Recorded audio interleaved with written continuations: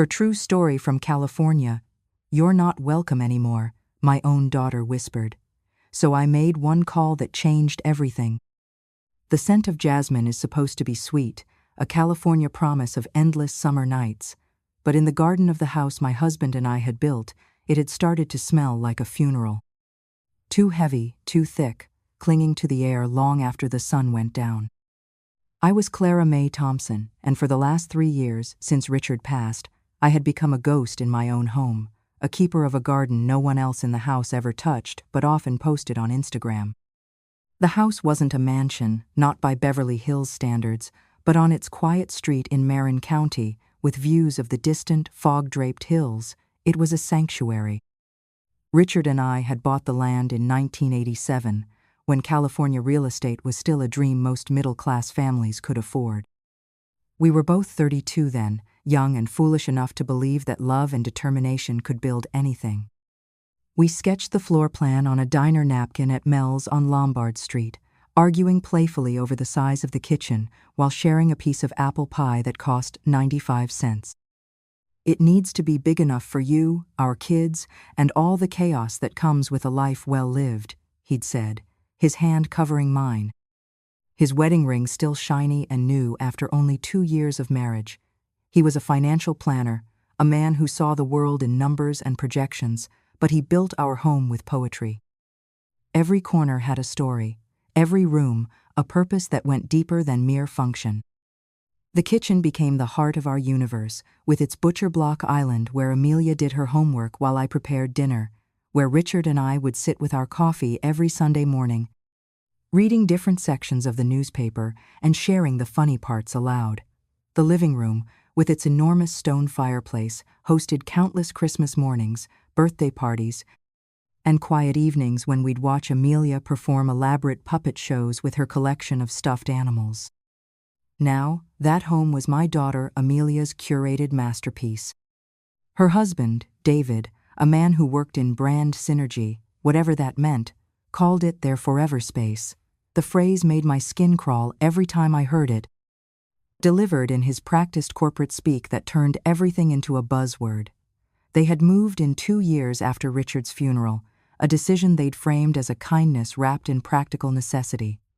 "You shouldn't be alone in this big house, Mom," Amelia had said, her voice dripping with practiced empathy that sounded rehearsed, like she'd been coaching herself in the mirror. "It's too much space for one person, too many memories. We'll take care of you. We'll make sure you're never lonely again." Their version of care was a slow, methodical erasure of everything Richard and I had built together.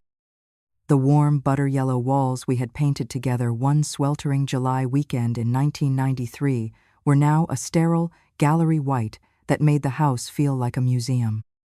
My comfortable, worn armchair, the one where I'd rocked Amelia to sleep during her colicky first 6 months, was replaced by a rigid, Scandinavian-looking thing that felt like sitting on a block of ice and cost more than my first car.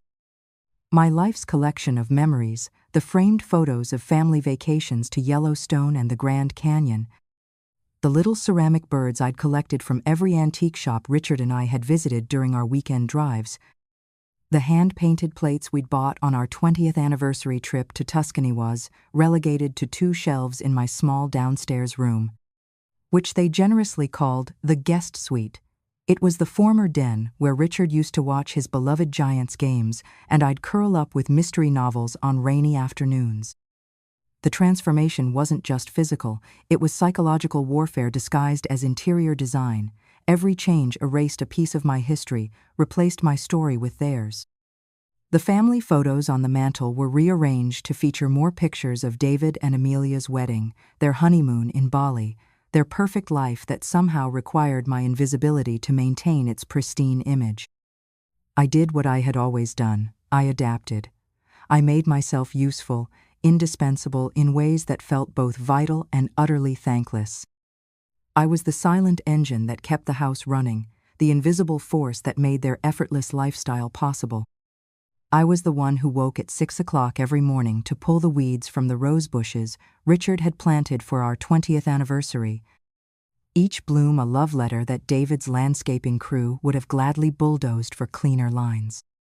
I was the one who polished the silver they only used for dinner parties, the same silver that had belonged to Richard's grandmother, passed down through 3 generations of women who understood that some things were worth preserving. I was the one who made the lemon and rosemary chicken for their Tuesday night dinners, a recipe I'd perfected over 25 years of marriage, that they passed off as their own creation to friends who complimented their incredible cooking skills. The irony wasn't lost on me. I had become the help in my own home, the unpaid domestic staff for a life I had created, but was no longer allowed to claim. I didn't ask for thanks. I had learned long ago that gratitude was a luxury they couldn't afford to give me, because acknowledging my contributions would mean acknowledging that their perfect life was built on my foundation. I only asked for a small corner of peace, a quiet space where I could exist without judgment or constant criticism. But even that, it turned out, was too much to ask. Every suggestion I made was met with polite dismissal. Every story I told was interrupted with subtle sighs and glances at phones. Every attempt to participate in conversations was met with the kind of patient condescension usually reserved for small children or the very elderly. The breaking point arrived on a Saturday evening in October, crisp and clear, with that particular California autumn light that makes everything look like a movie set. Amelia was hosting a dinner for David's new boss, a man with a severe haircut and a wife who looked like she survived on mineral water and yoga classes. The house buzzed with the low hum of performative success, every detail choreographed to create an impression of effortless prosperity.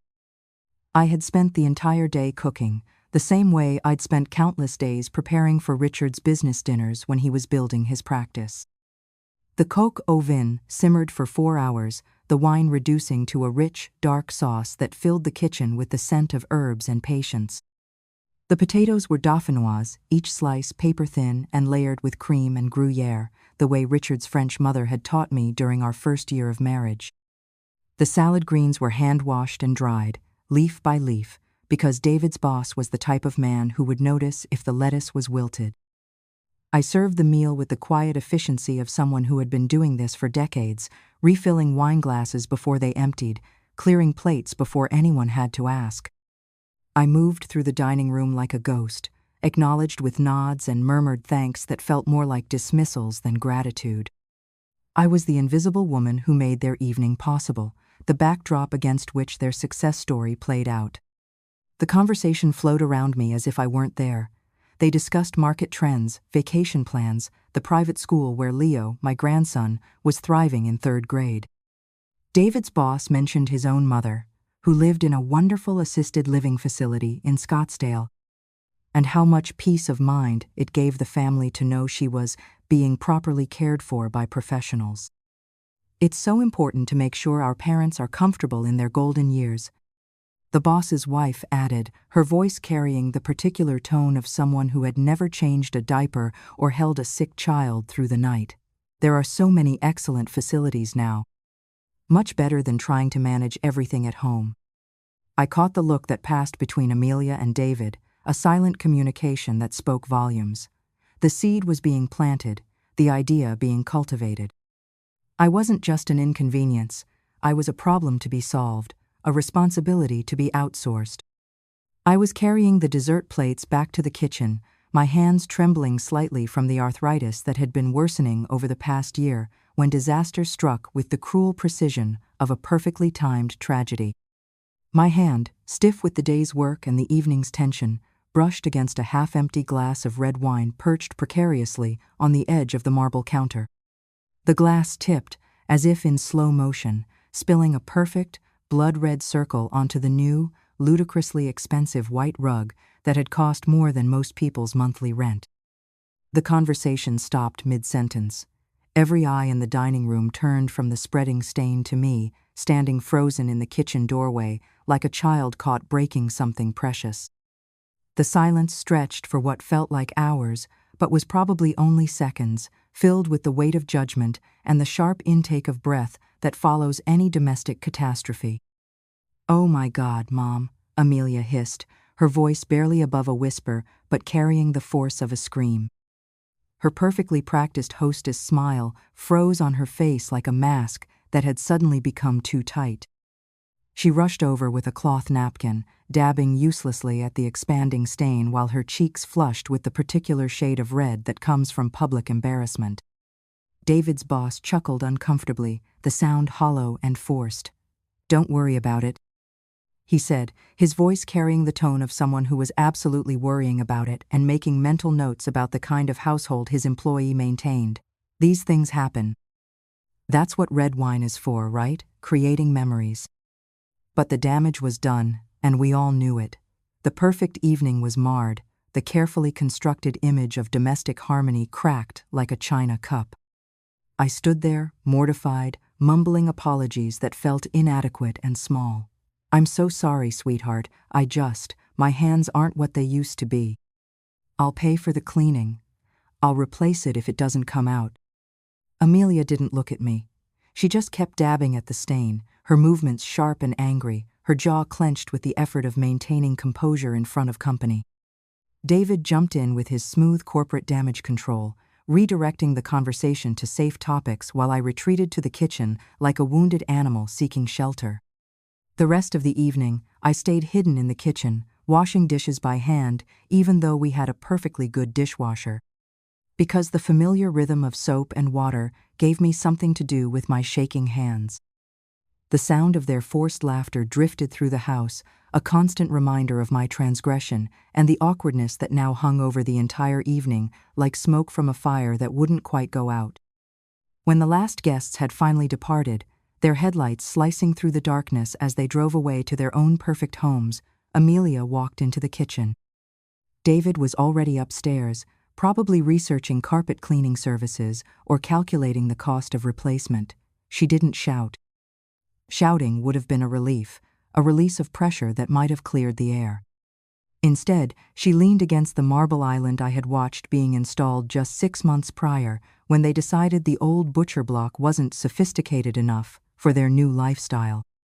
She crossed her arms and looked at me with the kind of cold assessment usually reserved for broken appliances or expired food. "This isn't working," she said, her voice a low, controlled whisper that was far more terrifying than any scream could have been. I stopped wiping the counter, my hand hovering in midair like a conductor's baton frozen between movements. "What do you mean, honey?" I asked, though some part of me already knew. Some part of me had been waiting for this moment, dreading it and anticipating it in equal measure. She looked at me with eyes that had become as cold and polished as the countertops, reflecting nothing but their own surface. "You, here, living with us, it's just too much. David and we need our own space. We need to live our lives without walking on eggshells, without worrying about." She gestured vaguely around the kitchen, at me, at the life I represented, at the inconvenient reality of my existence. "This is my home, Amelia," I said, my own voice barely above a whisper, the words coming out smaller than I intended, like a child asking permission to exist. A flicker of something annoyance, maybe pity, perhaps just impatience crossed her face. "It was," she corrected softly, each word chosen with surgical precision. "But it's ours now. We're building a life here, Mom, a life that doesn't have room for complications." She took a deep breath, gathering herself for the final fatal blow. "I think it's time for you to find somewhere else to live, somewhere more appropriate for someone your age." David's boss was right. There are wonderful facilities now. Places where you'd be with people your own age, where you'd have activities and professional care. The words hung in the air like poison gas, invisible but deadly. She was packaging my exile as a gift, wrapping my abandonment in the language of concern and practical necessity. "You're not welcome here anymore, Mom. It's time for you to go." She didn't wait for a response. She didn't want to hear my protests or my pleas or my desperate attempts to negotiate my way back into her good graces. She simply turned and walked away, her footsteps silent on the new hardwood floors that had replaced the warm carpet where I'd taught her to take her first steps 34 years ago. I stood there for what felt like an hour, my reflection staring back at me from the gleaming stainless steel refrigerator that had cost more than my first year's salary. A ghost in a stranger's kitchen, an unwelcome guest in the home I had created with my own hands and heart. She hadn't just asked me to leave. She had declared me non-existent, erased me from the story of this house as efficiently as she'd erased my yellow walls and my comfortable chair. In that moment, something inside me didn't break. Breaking would have been too simple, too clean. Instead, something froze, crystallized into a cold, clear resolve I hadn't felt since the day the doctor told me Richard wasn't going to make it through the surgery. That was the day Richard had made me a promise, his voice weak, but his eyes sharp, with the kind of clarity that comes only in life's most crucial moments. And that was the day he had given me the keys to a kingdom my daughter never knew existed. What Amelia didn't know, what she had never bothered to ask in all her careful planning and calculated improvements, was how she and David actually afforded their lifestyle. The white rugs that cost more than most people's cars, the matching Tesla vehicles in the driveway, the private school tuition for Leo that exceeded what most families spent on housing.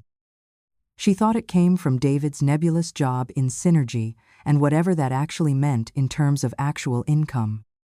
She thought the house was simply hers by inheritance, passed down through some natural law of generational succession. She was wrong about everything.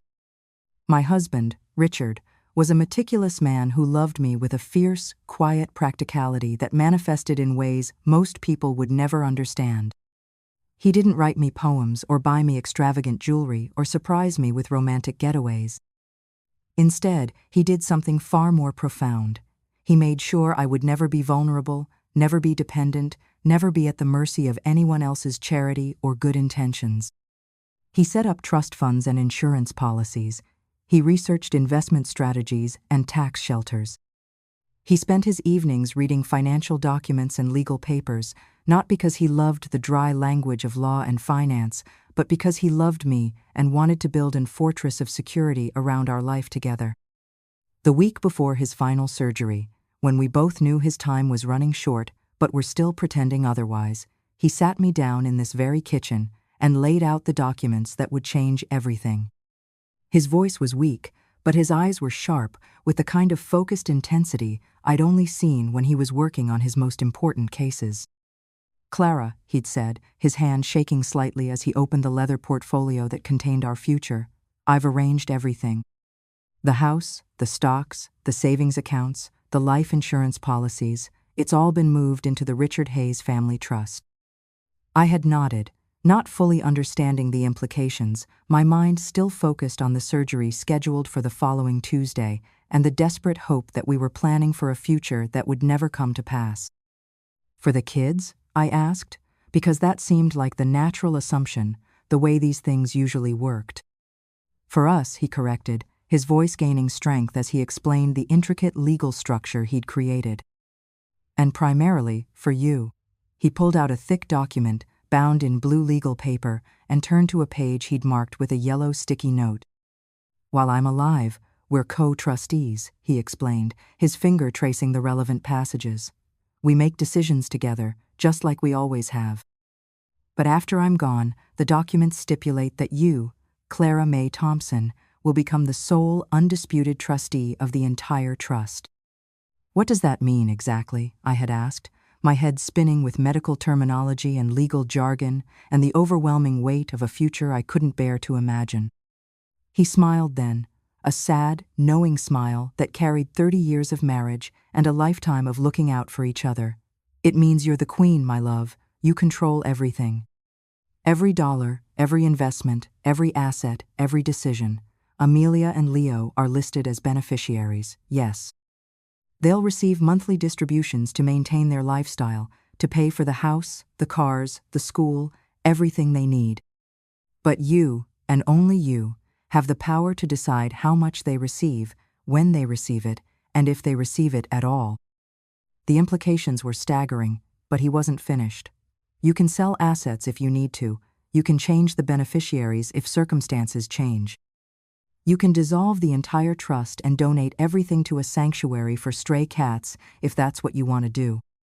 The house itself is an asset of the trust, not a piece of property that passes automatically to the next generation. It belongs to the trust, and you control the trust." I had stared at him, overwhelmed by the scope of what he was telling me. "Why, Richard? Why give me so much power? Why not set it up to just take care of everyone automatically? His eyes had darkened for a moment, and I saw a flicker of something that might have been worry, or perhaps just the hard-won wisdom of a man who'd spent his career helping families navigate the complex dynamics of money and inheritance. Because I know our daughter, Clara.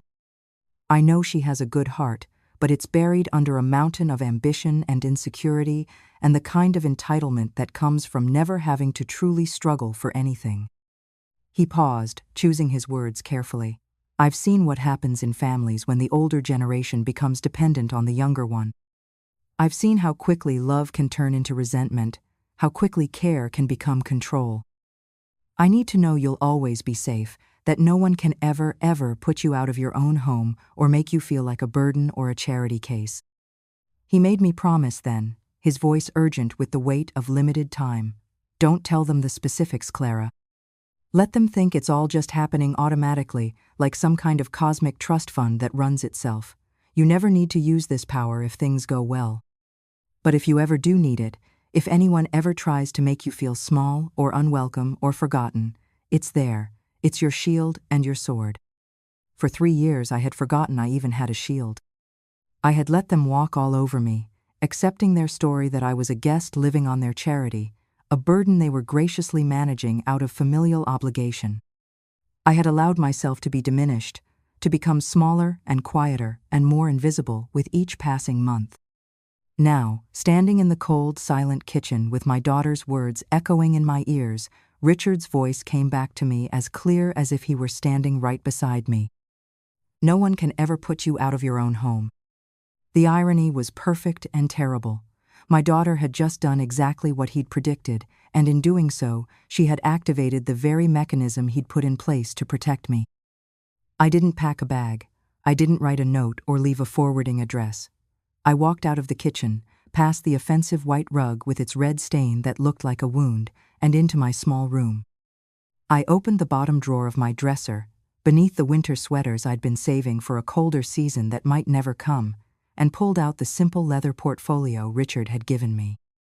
Inside was everything I needed: a notarized letter from Richard summarizing my position as sole trustee, copies of the key trust documents, and a business card that had been waiting patiently for 3 years for this exact moment. Mr. Alistair Finch, Esquire. The trust's attorney, Richard's old friend, the man who had helped design this elaborate safety net. I walked out the front door, past the jasmine that finally smelled like freedom instead of funeral flowers. I sat in my 10-year-old Honda Civic, the car they were always gently suggesting I should replace with something more reliable and appropriate for someone your age, and drove into the California night without knowing where I was going. I ended up at a small, clean motel off Highway 101, the kind of place that rents rooms by the week and doesn't ask too many questions. I paid for 7 nights in cash, using the emergency money Richard had always insisted I keep in my purse, and sat on the edge of the bed in a room that smelled like disinfectant and other people's lives. The next morning, at precisely 9 o'clock, I sat in that sterile motel room with a cup of lukewarm coffee from the lobby and made the one call that Richard had prepared me for. The call that would change everything. Finch, Covington, and Associates, a crisp, professional voice, answered on the second ring. "Alistair Finch, please," I said, my voice steadier than I'd expected. "This is Clara Thompson." There was a brief pause, the sound of papers shuffling, and then the voice returned with a new warmth. "Mrs. Thompson, of course. Please hold while I put you through immediately." Alistair's voice was exactly as I remembered from Richard's funeral, a low, comforting baritone that sounded like old leather and quiet authority. The voice of a man who had spent his career handling other people's most difficult moments with discretion and competence. "Clara?" he said, and I could hear the genuine warmth in his voice. "I was so sorry to hear about Richard. He was a good man and a dear friend. I trust you're holding up as well as can be expected." "I'm surviving, Alistair," I said, surprised by the steadiness in my own voice. "But I need to see you. I want to discuss the trust, and I want to activate my full authority as sole trustee, immediately." The silence on the other end of the line wasn't confusion. It was understanding, the sound of a lawyer who had been expecting this call for 3 years and had probably been wondering why it had taken so long. "I see," he said slowly, and I could almost hear him reaching for his calendar. "Are you all right, Clara? Has something happened?" "Something has happened," I confirmed, "and I need to make some changes to how the trust operates, some significant changes." "My 10:30 appointment just canceled," he said without hesitation. "Can you be at my office in an hour?" "I'll be there," I said, and hung up. The drive to San Francisco felt like a journey to another world. From the quiet suburban streets of Marin County to the bustling financial district where Richard had built his practice and where the real business of family wealth was conducted behind closed doors. Alistair's office was in a tall, glass building that overlooked the bay, the kind of place where serious money was managed by serious people who understood that family dynamics and financial planning were often the same thing. The office smelled like coffee and expensive paper and the particular scent of old money that comes from decades of managing other people's inheritances. Alistair greeted me himself at the door, a tall man with silver hair and kind eyes that missed nothing. He was probably 70, old enough to have seen every possible variation of family drama, wise enough to know that the quiet ones often had the most interesting stories. He didn't comment on the fact that I was clearly staying at a motel, though I knew he'd noticed the small notepad with the motel's logo that I'd absent-mindedly brought with me. He didn't ask intrusive questions or offer platitudes about family difficulties. He simply sat me down in a plush leather chair that probably cost more than most people's monthly salary and had his assistant bring me a cup of tea in actual china, not paper cups. He didn't rush me. He let me breathe. Let me gather my thoughts. Let me find the words to explain what had happened without breaking down into the tears that had been threatening to fall since I'd walked out of my own home. Then, when I was ready, he slid a thick, bound document across his mahogany desk. "The trust agreement," he said simply. "Richard was exceptionally thorough, as you know. He spent months getting every detail exactly right." He turned to a specific page, highlighted in yellow like a roadmap to my future. Article 4, Section B. He read aloud. "Upon the death of my co-trustee, Richard Hayes, my wife, Clara May Thompson, shall assume the role of sole and exclusive trustee, vested with full, absolute, and unfettered discretion over all trust assets and distributions." He looked up at me over his reading glasses, his expression grave. "Unfettered discretion, Clara. That's not legal boilerplate. That's a very specific phrase that Richard insisted on. It means whatever you decide goes. No questions, no challenges from the beneficiaries, no court oversight unless you request it. You have more power over this trust than most people have over their own checking accounts." I took a deep breath, feeling the weight of that power settling on my shoulders like a mantle I'd never asked to wear. "I want to make some changes, Alistair. Some significant changes." He nodded, his pen poised over a legal pad. "I'm listening." "First," I said, my voice gaining strength with each word, "I want to immediately suspend all discretionary distributions to the beneficiaries, Amelia Thompson, Green, and David Green. All monthly payments, all allowances, all automatic transfers, everything stops, effective today."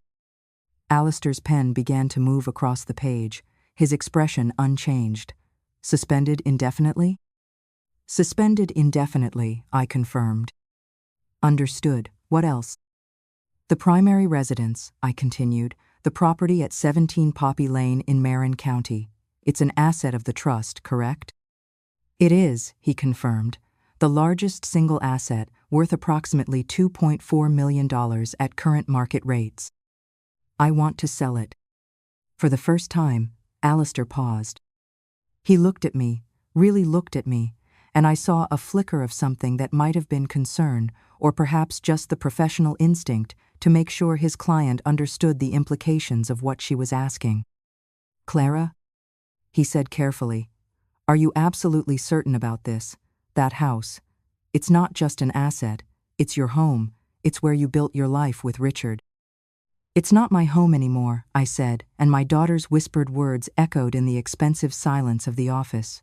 "I was told, quite clearly, that I'm no longer welcome there. The people living in it have made it very clear that they consider me an unwelcome guest, a burden they're tired of carrying. The professional mask on Alistair's face hardened into something that looked like carefully controlled anger on my behalf. He had seen this before, I realized. He had watched other families tear themselves apart over money and property and the cruel arithmetic of inheritance. "I want the house listed for sale immediately," I continued, my voice growing stronger. "Private sale, cash offers preferred. I want it sold as quickly as possible, and I want the current occupants to receive the standard 30-day notice that any tenant would receive." "It will be done," he said, his pen moving with renewed purpose. "I can have the listing active by end of business today, and the eviction notice will be served tomorrow morning." "What about the proceeds from the sale and the other trust assets? What's your long-term plan?" I looked out the window at the fog rolling over the Golden Gate Bridge, at the city where Richard and I had dreamed of growing old together. "For now," I said, "I want all liquid assets consolidated into a new account under my sole control. I want the trust restructured so that I have direct access to everything without having to go through the monthly distribution process." "A complete restructuring," he murmured, making notes. "This will take several weeks to execute fully. But the initial steps, the suspension of distributions and the listing of the house, can happen within 24 hours. He put his pen down and looked at me directly. "Clara, I have to ask. Is this really what you want? Once these steps are taken, it will be very difficult to undo them. Family relationships, once broken in this way, rarely heal completely." I thought about that for a long moment, considering the weight of what I was about to do. Then I thought about my daughter's cold eyes, about David's calculating smile, about the way they'd erased me from my own life while living off the foundation Richard and I had built. "This is what I want," I said. "They made their choice when they decided I was no longer welcome in the home I helped create. Now they can live with the consequences of that choice." "Very well," he said. "They will be notified by my office within 48 hours. They'll receive a formal letter explaining that due to a strategic restructuring of the trust, their monthly distributions have been suspended and certain assets are being liquidated. It will be very professional, very impersonal, and very final." "Perfect," I said. "That was exactly what I wanted. No emotion, no drama, just the cold, hard mechanics of consequence." I left his office feeling lighter than I had in years, as if I'd finally remembered how to breathe after years of holding my breath. I had walked in a ghost and walked out a queen who had just abdicated a throne nobody knew she occupied, and in doing so, had taken the entire kingdom with her. The first domino fell exactly 48 hours later, on a Friday morning when the California sun was bright and clear. I imagined Amelia and David getting ready for their usual weekend routine, perhaps a trip to Napa Valley, or brunch at one of those overpriced restaurants where they could see and be seen by the other beautiful people who lived their carefully curated lives. I was sitting in a small cafe near my motel, eating a simple croissant and reading the morning paper, when my phone buzzed with a text message. It was from my grandson, Leo, and the message made my heart clench with the first real emotion I'd felt since walking out of that house. "Grandma? Mom's credit card got declined at the grocery store. She's really upset and Dad's being weird. Is everything okay?" I felt a pang of guilt, because Leo was innocent in all of this. He was just a little boy who loved his grandmother and didn't understand why the adults in his life were suddenly acting so strangely. But the guilt was quickly replaced by the memory of Amelia's cold eyes and the way she dismissed me like unwanted furniture. I texted back, "I'm sure it's just a mistake with the bank, sweetie. These things happen sometimes. Don't you worry about it." The next call came less than an hour later. It was Amelia, and I let it go to voicemail, just as I'd been letting all her calls go to voicemail for the past 2 days. The message she left was clipped, annoyed, but not yet panicked. She still thought this was some kind of banking error, some technical glitch that could be resolved with a few phone calls. "Mom, call me back," her voice said through the phone's speaker. "Something weird is going on with our accounts. David's card was declined at the gas station, and now mine's not working either. It's embarrassing, and I need you to sort this out.